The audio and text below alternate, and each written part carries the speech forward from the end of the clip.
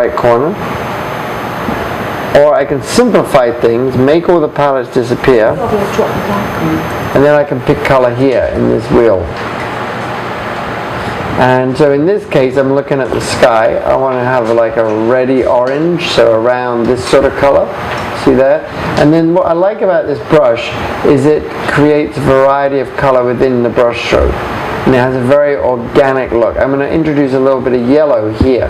I feel like this is a bit too blue. So I'm going to go grab this Temple Color palette, go for the yellow, bit of an orangey yellow. Notice it's not a pure yellow and I'm not totally saturated. And there we go, a little hint of yellow. But I love the way it just hints and it just flows in. There we go, a little hint.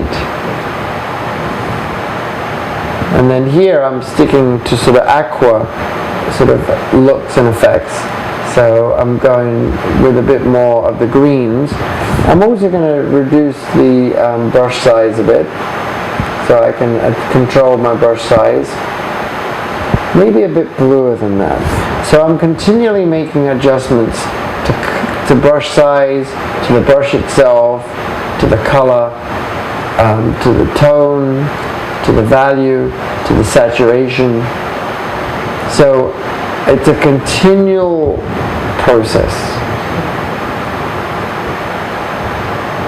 Then I'm going to work into the face a bit, and let's see what we've got here. I'm going to go for a smeary camel cloner, and this is actually one of the interesting aspects of working with this program called Painter, is that if you want, you can draw upon color from a source image in another place.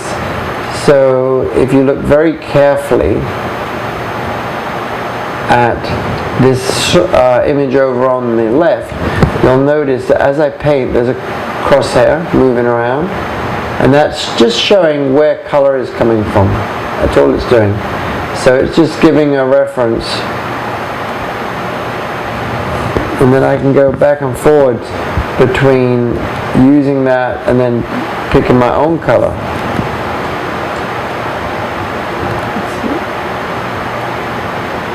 Like with her hair, I want to get that wonderful sense of fluidity and the highlight and the shadows of the hair. So now I'm just looking and responding.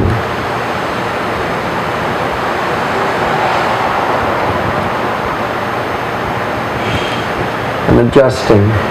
Always making adjustments.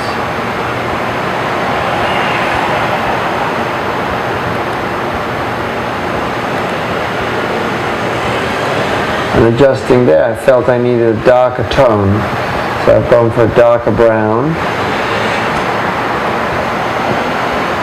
And all the time I'm using pressure sensitivity, so everything I do is modulated by the pressure I apply, and that's controlling things like brush size, depending on the brush, but brush size or opacity.